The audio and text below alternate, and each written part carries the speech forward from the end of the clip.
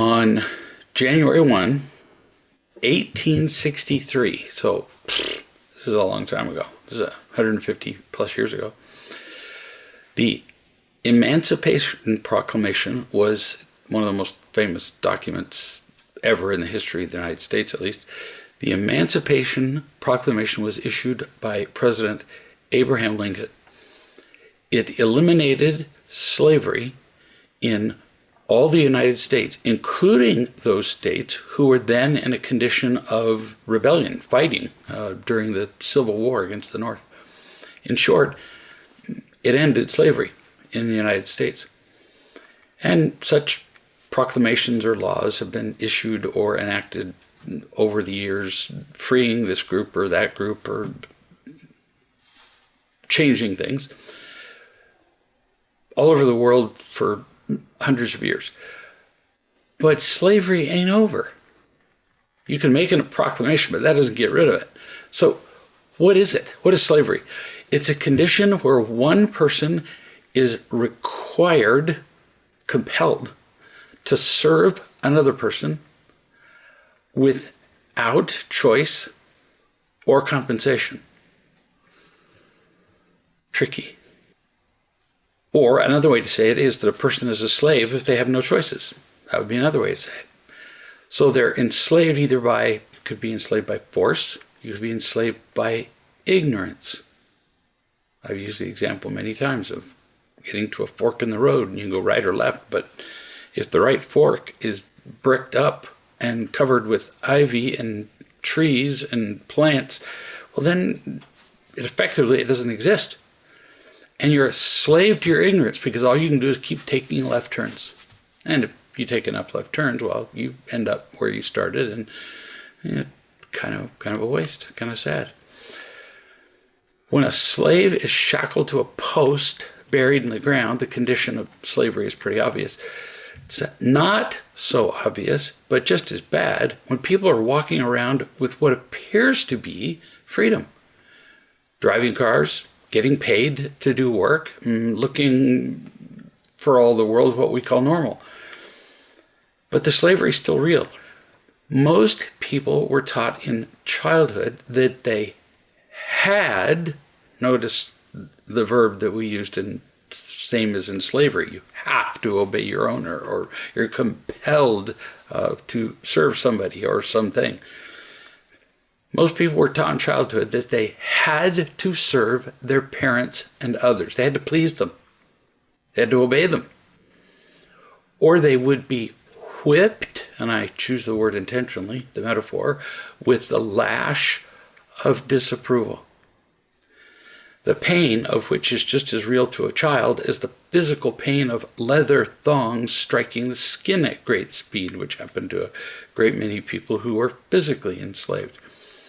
Children have no choice about how they even see the world because they're taught how to see the world when they're really young, when they can't make choices of their own. And if they're taught incorrectly from the time that they're really young, they're going to stay enslaved to those wrong ideas or those lies for the rest of their lives. And so they have no choice about whether they are cheerful or happy or peaceful or anything else. Rarely are they taught to be happy. So they're not happy for the rest of their lives. I talk to people like that every single day. So children are slaves, and unless they are really taught another choice and given the means to execute it, they remain slaves for the rest of their lives, bound not by cords or chains, but by approval or the lack of it. So what are we going to do about this? Since nearly every child on the planet is a slave. In fact, I just heard about a movie where it's a fictional movie, but might as well be the story of untold millions of kids, where this kid was raised in by parents who never loved him, and as he got older, he actually sued them for raising him in conditions of slavery because he was never loved. He sued them for a lifetime of misery. I haven't seen the movie yet, so I'll let you know if I see it.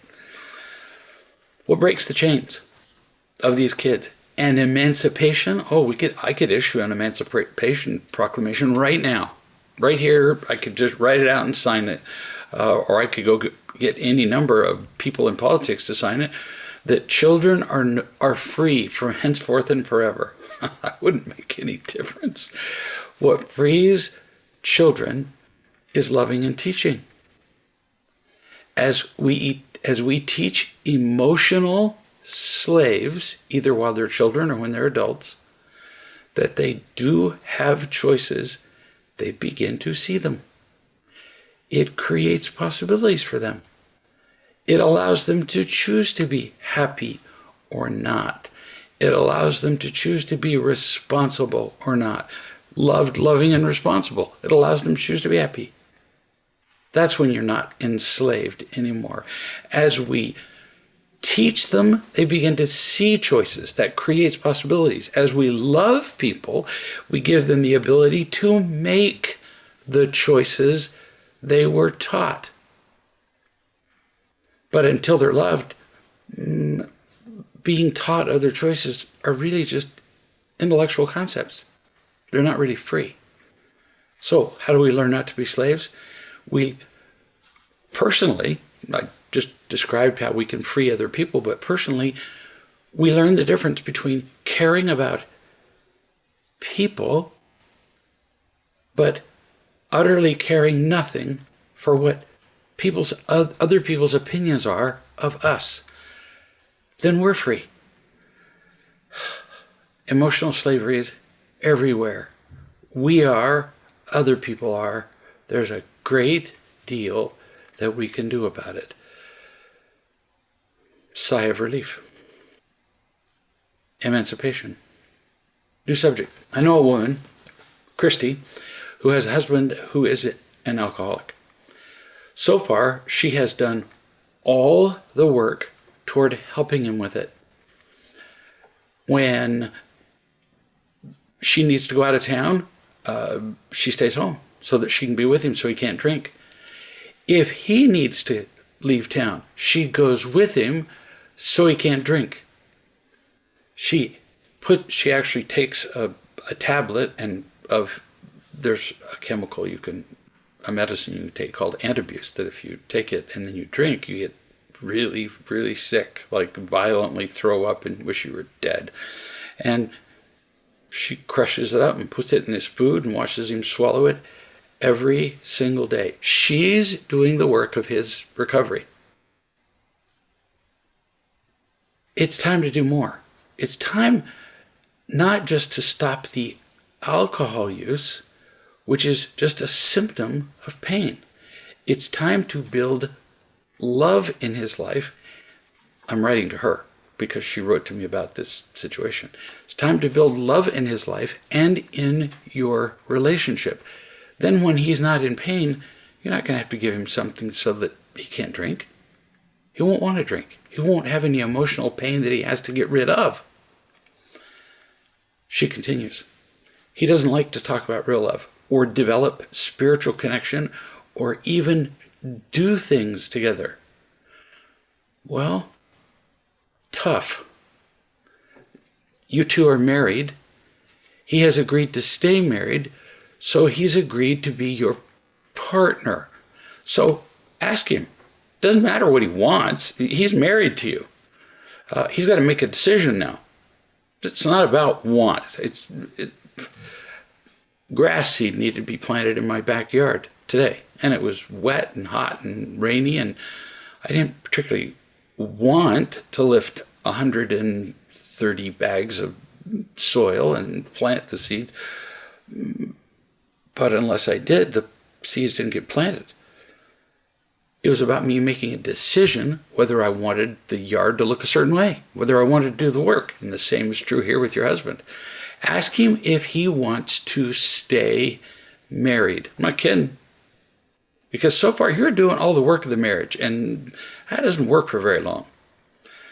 Does he want to be happy? Well, I happen to know him, and he does want to stay married, because when he's single, he's miserable. When he's not with somebody, he just feels awful. Does he want to be happy? Now, he'll say yes. Then you've got him. Now we're going to have a productive conversation. You say to him, so you want to be happy, but you don't have a plan. Because he hates taking the end abuse, and he hates being coddled, and he hates being watched, and he hates being told that he can't drink. But you got to tell him, you don't have a plan, so we're going to do mine, because we're partners. Somebody has to take charge of this. She can't just sit by and watch him drink himself, just not only to death, but lose his job and lose his relationship. They're partners. So, honey, somebody's going to have to do something. It's going to have to be you. And then every day we're going to read something that improves your life. Pick it.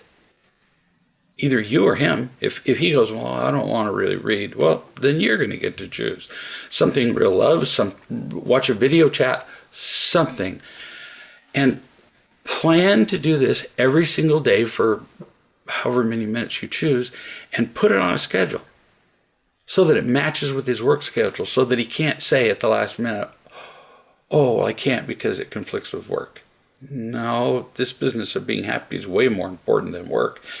If he doesn't do something about this, he isn't going to have a job to worry about. If you don't plan a building, then you plan to fail. You'll never build one. You never build a building accidentally. If you don't plan a life, a happy life, then you're going to have an unhappy one. And you're planning an unhappy one. If you're not working toward happy, then whether you mean to or not, you're going to fill every hour of the day. You are. So you're working toward being unhappy. That just doesn't seem to make a whole lot of sense, does it? And yet, we do it all the time. You can live life just hanging on with pain, or you can eliminate the pain with joy and really be alive, and you need to tell him that. She responds. He keeps saying that he's no good, that he'll never get it. Oh, that's absurd. So you say to him, well, so let's find out. Let's find out whether you're worthless and you'll never get it. And you execute the plan that we've been talking about. You keep giving him the anti-abuse. You keep doing some kind of spiritual, emotional growth plan, because he's not going to come up with one. He hasn't so far. Alcohol certainly isn't the plan. I have never seen somebody's life improve when they're drunk. Never. Never seen it. I've seen them relax. I've seen them go to sleep. I've seen them look really, really stupid. But improve? No. If he does this and it works, his confidence will begin to build. He's given up because he doesn't have any. When he doesn't do anything, and he won't unless you offer some initial plan, then he fails because he didn't plan. Athletes can't know whether they're good enough to do a thing until they practice. You can't know. He can't know that he can't do this. So you just tell him, that's just absurd for you to say I can't do this. When he was a student, I know him. When he was a student, he thought he was the stupidest kid in the class. And then, maybe mostly out of fear, but well, in the beginning, that's all he had. He got all A's. All A's. Then he thought he wouldn't qualify for graduate school. Oh, but he did, and he got all A's.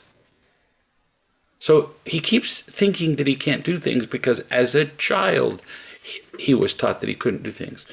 It's time to relearn. It's time to become, as we just talked about, emancipated from the ignorance and the lies. It's time.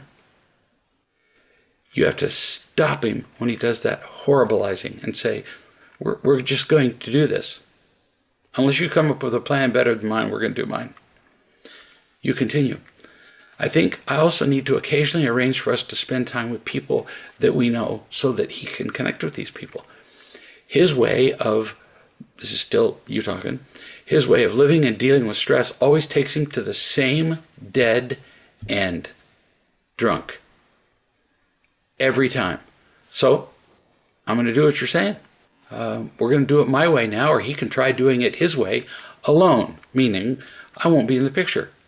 If he then reverts to the "you're controlling me" thing that he says when I come up with a plan, I will say in my most sweet yet mocking voice, this is still her speaking, "Oh, I know, it's so awful for you. You have a wife who adores you and wants to support you with all of her love. She wants to help you finally not feel alone and not be miserable and not feel worthless and be happy no matter what's going on around you. This must be just unbearable for you. I congratulate you on your words. Good for you." You continue. What I know is if I don't keep this light and fun, making fun even of his horribilizing, and not entertain any of his crazy arguments and his fears ever, this isn't going to succeed because he can go downhill so quickly. That's why I've given up every time too, because he goes downhill quickly and then I give up because it's too difficult. So I'm going to stop him sooner. Everybody who has a partner who's an addict to anything needs to listen to this. Addicts never have a plan. Never. Their plan is either, well, I'm going to get drunk tomorrow, I'm going to use porn again today, I'm going to, whatever the addiction is. Or they say, oh, I'll never do it again. Which isn't a plan. Or I'm a terrible person, I'm the worst person in the world and I can't do this. And that's not a plan either. So every partner listening to this, ask your partner, you want to stay a partner or not? You want me to participate in this or not? Because I'm not staying here while you do it your way, which is no way. Otherwise, you're just presiding over a death. You're watching somebody die. Would you really do that in real life? Somebody's walking toward the edge of the Grand Canyon and they're reading a book and they're not seeing where they're going and the next step is 2,000 feet down. You'd do nothing? And yet we do that with our partners. You continue. I've given up because he's done all of this horribilizing and I can't do it. I've been exhausted and worn down by his boring, repetitive arguments and attitudes. I need to be 100% grounded in the truth with a true perspective and feel loved myself before I can help him. Like I said, every spouse with an addict partner needs to hear this. In the past, I've fallen into the trap of trying to see things through his crazy addict lens at life and tried to explain life to him. That's never worked.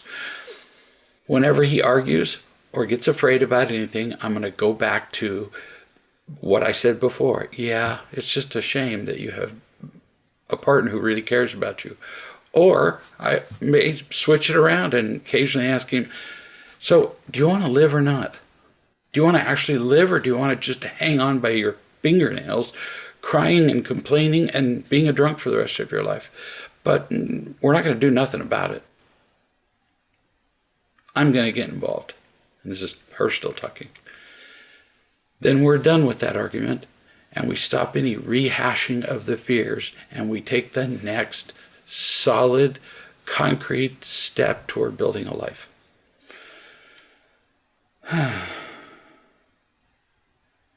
Nice plan. Not saying it's going to work. It doesn't always work. It's not going to be easy. Promise you that. But this is a plan. And all of us who have partners who are addicts, and that would be, everybody, really. Your partner's addicted to something. Approval, people-pleasing, drinking, working, anger, being right, something, being a victim. Somebody's got to come up with a plan and do something. It saves our lives. Life and death. New subject. During the Vietnam War, which, if you ask people how long did the Vietnam War last, well, you get quite a variety of answers because it's hard to determine exactly when it began. There have been wars going on in Vietnam for, a very long time. The French were involved, the Americans were involved. It's been a mess. But roughly 1955 to 75. Some American and some South Vietnamese prisoners were put by the North Vietnamese Army or by the Viet Cong. The North Vietnamese Army and the Viet Cong both worked for the benefit of North Vietnam, but they weren't the same thing. So the North Vietnamese would put these American and South Vietnamese prisoners in bamboo enclosures. Bamboo is very strong. I've got some here on the property, and if I want to make a structure and like a tall pole, temporary structure, it's strong stuff, they use it for scaffolding, still in the Orient. And these bamboo enclosures measured roughly 3 to 4 feet on each side. So picture this for a second. 3 to 4 feet. Yay. Take a yardstick and add a foot. On every side. Sometimes it was a cube, and sometimes it was kind of like shaped like a shoebox. They called them tiger cages because sometimes they kept tigers in enclosures that looked very much like that. It made it impossible for the prisoners to stand up. I mean, if they're 4 feet high, you can't stand. Couldn't walk. They couldn't lie down flat, and they would put them in these enclosures for weeks or sometimes months or as long as years at a time. After a prolonged time of living in a relatively curled up position because they couldn't stand, their tendons, which under normal conditions are regularly, you do it all day long. Every time you stand and walk, your tendons alternately stretch and contract all day long. Well, if they're not moved, they become, especially if say you bend your leg at the knee, the tendons there become shorter and shorter, the tendons on the back side of the knee. And then eventually, when these people were let out of the tiger cages, the tendons were so short they couldn't stand up, even when they were freed from the cage. Now, sometimes with physical therapy, they could recover from this. But tendons require regular stretching, so prolonged lack of movement resulted in what are called contractures, shortening, long-term shortening of the tendons. And it would require months or years of therapy. Sometimes it would require surgery because they just couldn't get the tendon to lengthen out anymore. Emotionally speaking, we also require the full expansion or extension of our souls that comes with feeling happy. And if we're constrained in cages of fear, confusion, lies, anger, and other restrictions, eventually we become emotionally contracted. We get contractures. Our tendons shorten. We become bent over in positions that are crippling, keep us from moving, and, well, hurt. Sometimes these contractures can be corrected. We talked about this, almost this exact same subject, just earlier in this chat when we talked about slavery. Sometimes the contractures can be corrected with the emotional contractures with sufficient and consistent love. But some people remain in their childhood created tiger cages all their lives, which explains why some people don't respond quickly or easily to being loved. You attempt to help them to stand up, and they can't. They haven't stretched that tendon ever. from the time they were born. It's a really pitiable condition that many of us live in. As one philosopher said, most men lead lives of quiet desperation, all contractured up and unable to move. We don't have to do that. New subject. This is from a man with considerable experience in real love who is also a teacher. He's a professional teacher during the week. He goes to a school, teaches kids. We all teach, but he's a professional teacher. He said, the other day I was substitute teaching at a high school classroom. A student suddenly began to vape in the classroom. Now, for those of you who are old like me, this is a new verb. V-A-P-E. To use one of those devices where you inhale the vapor of whatever. It could be anywhere from peppermint and water to marijuana, or actually other things too. This kid nicotine is a really common thing to vape as a substitute for cigarettes. So he began to vape in the classroom, which everybody knows is against the rules. It's just like lighting up a cigarette on school grounds, for which the kid would get in serious trouble. You get in trouble for doing it outside, much less in a classroom. So it was kind of unbelievable.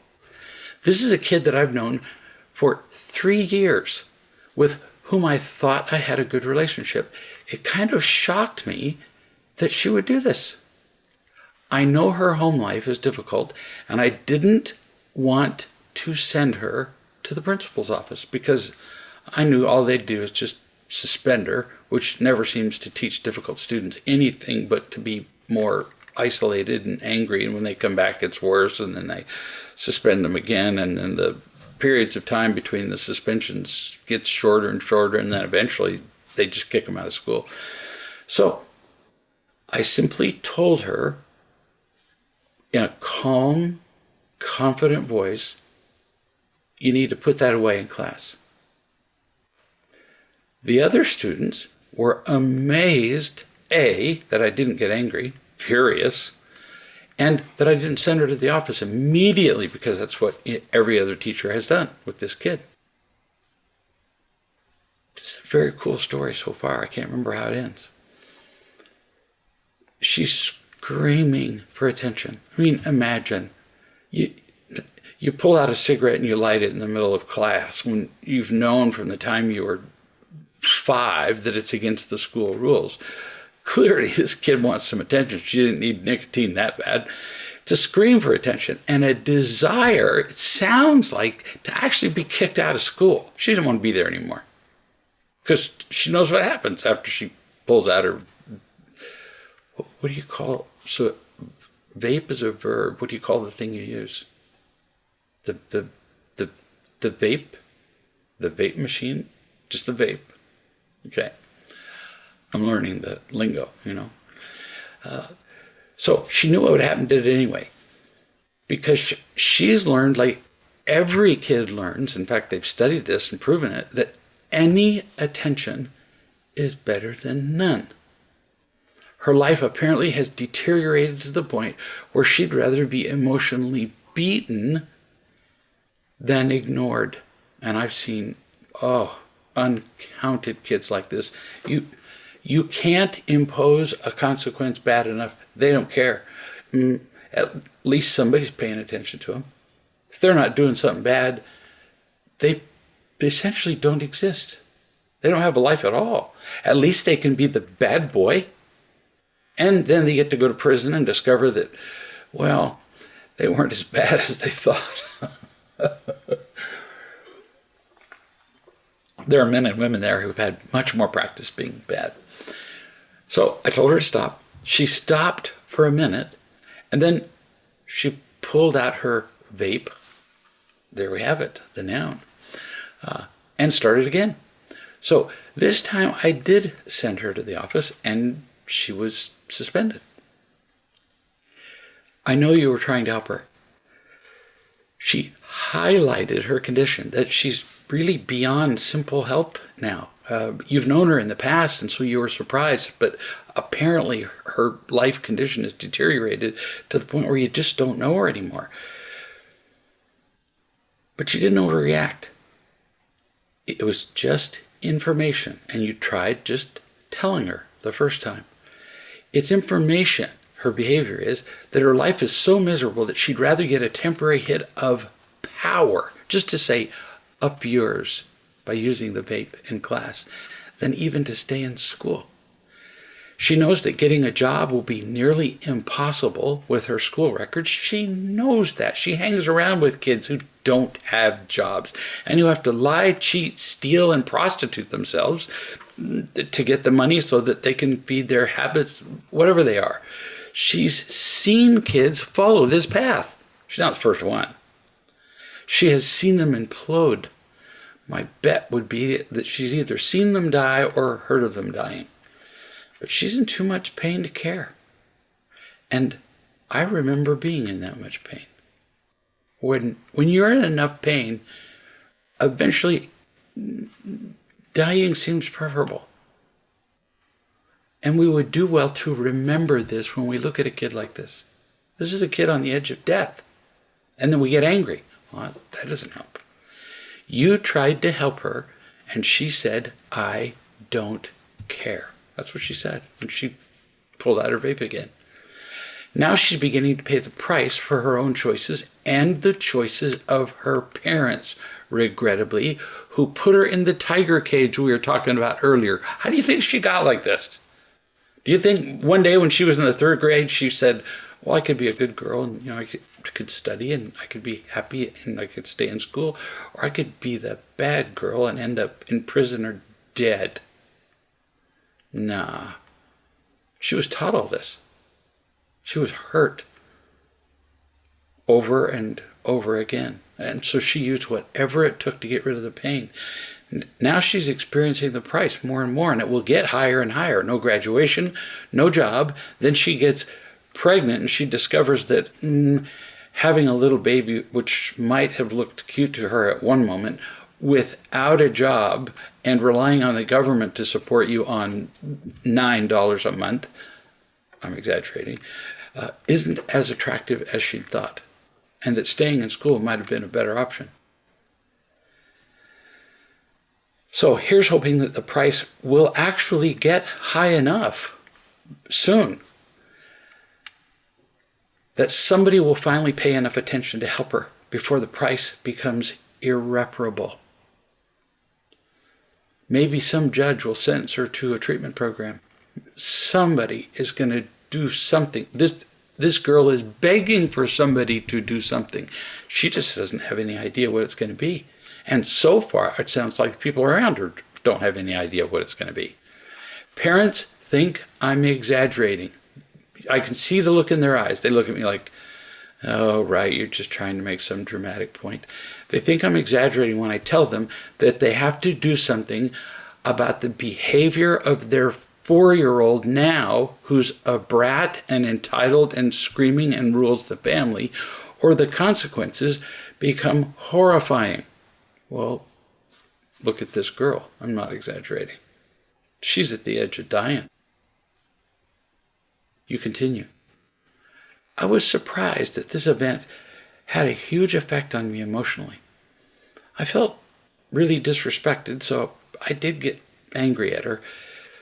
How could she have done this to me? I was surprised because I'd known her before. I was surprised how it emptied me out. Was it because I had an expectation with her? I think I wanted her to like me because in the past, when I had taught her, we'd had a really pretty good relationship. Of course you had an expectation. And that's understandable. You knew her before. You liked her. She liked you. When you saw her, you anticipated a continuation of that relationship. Not possible. It's gotten much worse for her. She just cares less and less about living. You had been kind to her and had some expectation of cooperation in the class. But this kid is in such pain that she can't stop acting out. And vaping is just one of many ways that she does it. You can be certain that she's acting out in other ways with lots of people, and that to her parents are very likely pretty much given up by now. It's sad, and it's out of your control. Because as a teacher, you can't continue to let her vape, because then everybody lights up. And so you send her to the office, and now it's out of your hands. And even if you know the office isn't going to handle it well, there are some kids you can help and love and teach, and there's some kids who are going to have to be helped by, sometimes prison. She's lashing out all over the place in her life. I hope she survives. I hope she lives through this. I know you do too. You hoped you could still connect with her, and you became disappointed that you couldn't. It's sad. So feeling sad would be really appropriate. Being angry at her for suffering the consequences of her parents putting her in a tiger cage, not appropriate. And you really know that in your head. It hurts your feelings. Your subject. I heard from a woman who's been practicing real love for several years. Her husband, Hillman, is a stubborn intellectual who refuses to do anything that he didn't think of first. So he sits back and just enjoys the benefits of her being a more loving person, a more loving wife, a more loving mother. I mean, who wouldn't? You don't do anything real of yourself. You just sit back and enjoy the people around you being more loving toward you. You could understand why he wouldn't get involved. He's getting all the benefits. Everybody else is out in the orchard picking the fruit, and they're handing it to him. He's going, okay. And somebody says, well, why don't you come pick with us? Why would I bother you bringing me the apples and grapes and everything else I like? Kind of like somebody who never cooks, never helps with the cooking, never cleans up, but enjoys the cooking, but doesn't interfere with the person who does. Well, not a great help, but not an obstacle either. Kind of a nothing, just a consumer. She writes, she says, yesterday, Hillman, her husband, was upset with me about something. When we talked about it, he started off well, but then it turned into blaming me, him blaming me, and him defending himself. He used to do this a lot. He's been doing it less in the last year or so since I've been practicing real love. I pointed out to him that he was blaming. And of course, he argued that I was defending myself.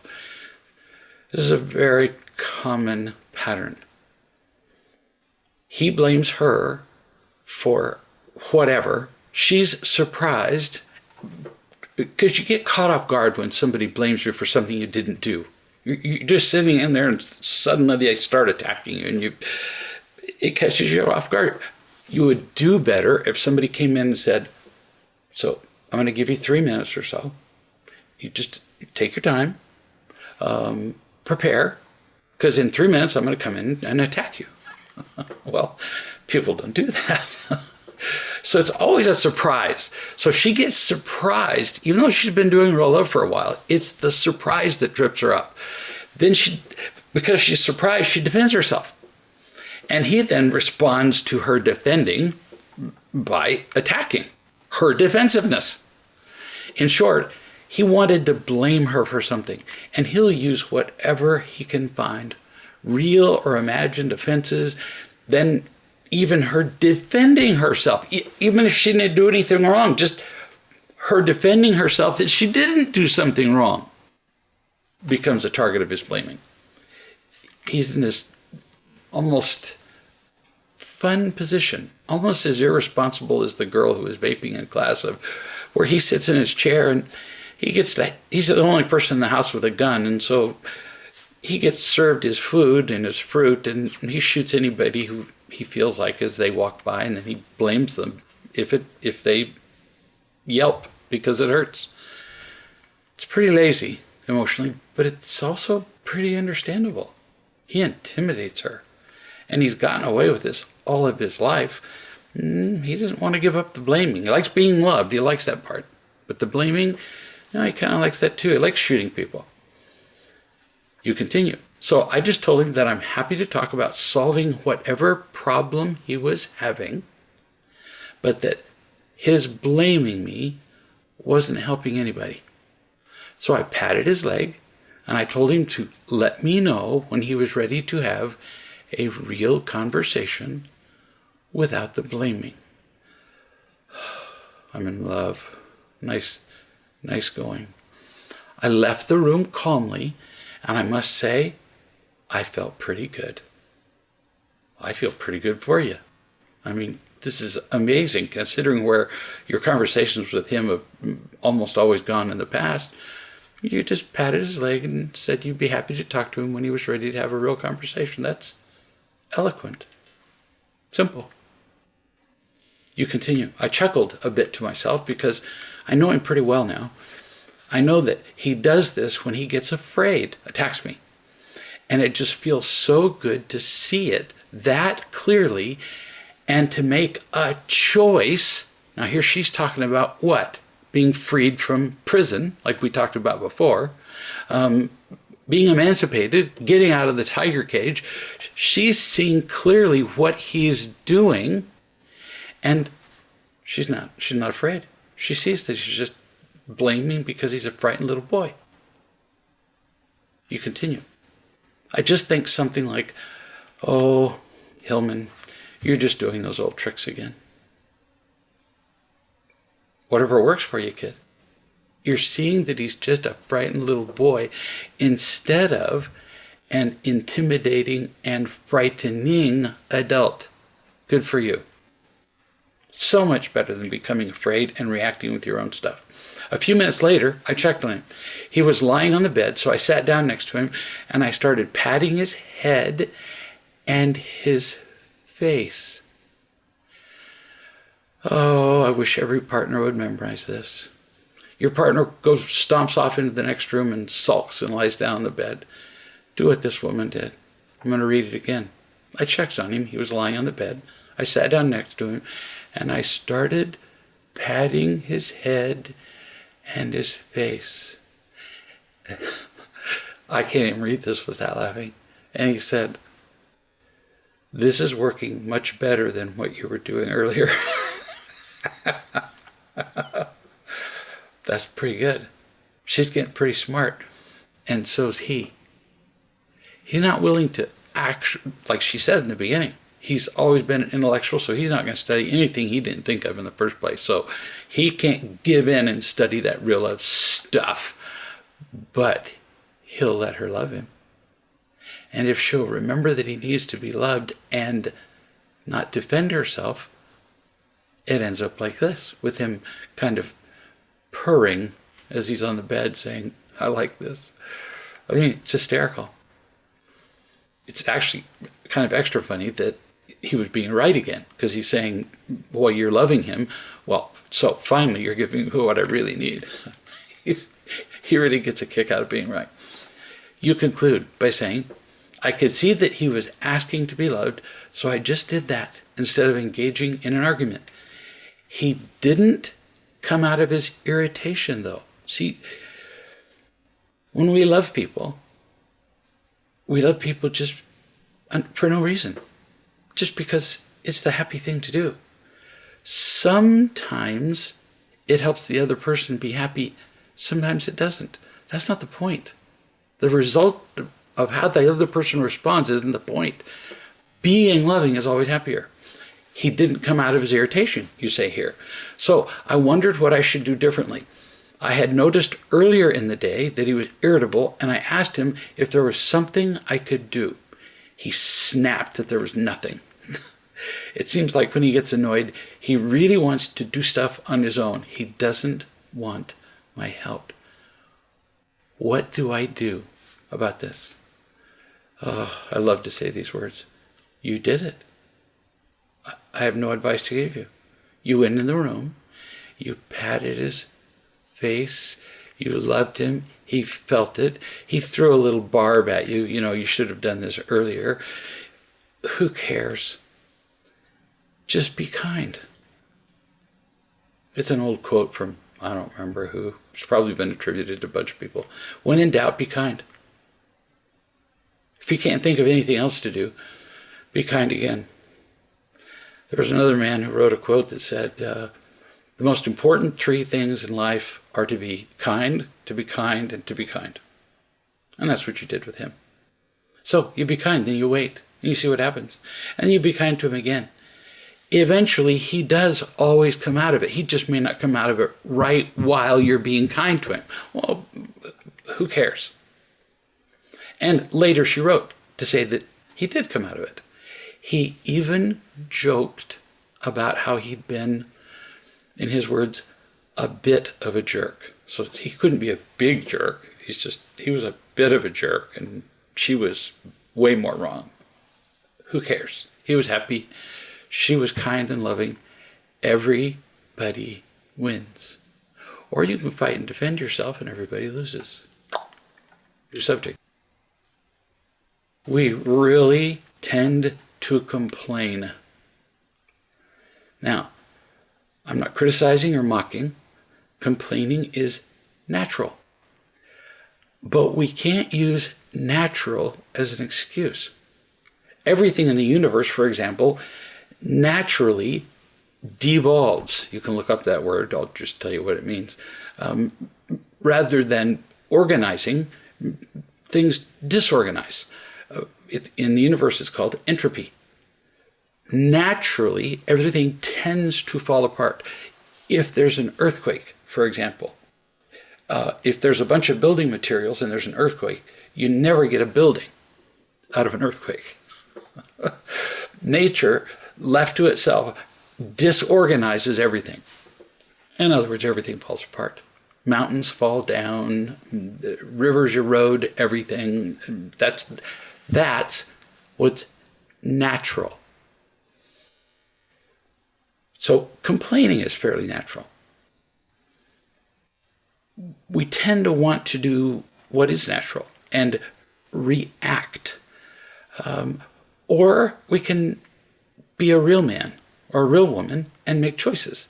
Complaining is a natural result of the fact that one moment of pain is more memorable than 10 moments of pleasure. In some cases, 1,000 moments of pleasure.